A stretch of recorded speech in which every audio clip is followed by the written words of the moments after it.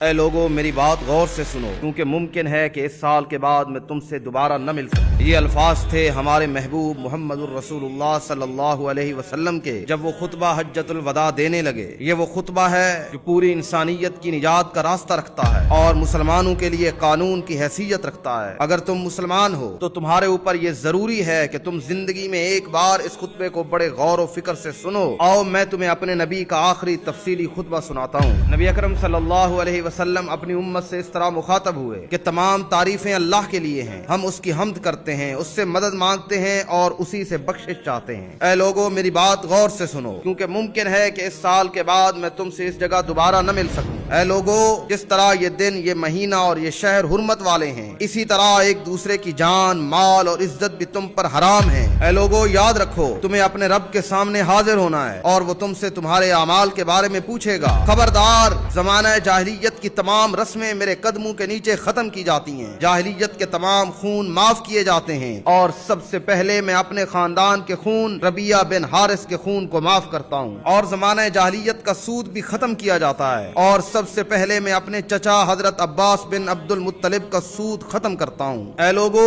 عورتوں کے بارے میں اللہ سے ڈرو، تم نے انہیں اللہ کی امانت کے طور پر حاصل کیا ہے، تمہارے ان پر حقوق ہیں اور ان کے بھی تم پر حقوق ہیں، ان کے ساتھ اچھا سلوک کرو۔ میں تم میں دو چیزیں چھوڑے جا رہا ہوں، اگر انہیں مضبوطی سے تھامے رکھو گے تو کبھی گمراہ نہیں ہوگے۔ ایک اللہ کی کتاب ہے اور دوسری میری سنت۔ اے لوگو تمہارا رب ایک ہے اور تمہارا باپ بھی ایک ہے۔ کسی عربی کو اجمی پر اور کسی اجمی کو عربی پر، نہ کسی گورے کو کالے پر اور نہ کالے کو گورے پر کوئی فضیلت ہے، مگر صرف تقوی کی وجہ سے فضیلتیں حاصل ہوتی ہیں۔ تمام مسلمان آپس میں بھائی بھائی ہیں، کسی مسلمان کے لیے دوسرے مسلمان کا مال اس کی خوشی کے بغیر کبھی حلال نہیں ہوتا۔ اے لوگو میرے بعد کفر میں نہ لوٹ جانا کہ ایک دوسرے کی تم گردنیں مارنے لگو۔ پھر نبی اکرم صلی اللہ علیہ وسلم نے فرمایا جو لوگ یہاں موجود ہیں وہ یہ پیغام ان لوگوں تک پہنچا دیں جو یہاں موجود نہیں ہیں، کیونکہ بہت سے وہ لوگ جو بعد میں سنیں گے ممکن ہے کہ وہ ان لوگوں سے زیادہ اچھی طرح سمجھیں جو یہاں موجود ہیں۔ پھر آپ صلی اللہ علیہ وسلم نے لوگوں سے پوچھا کہ کیا میں نے اللہ کا پیغام پہنچا دیا؟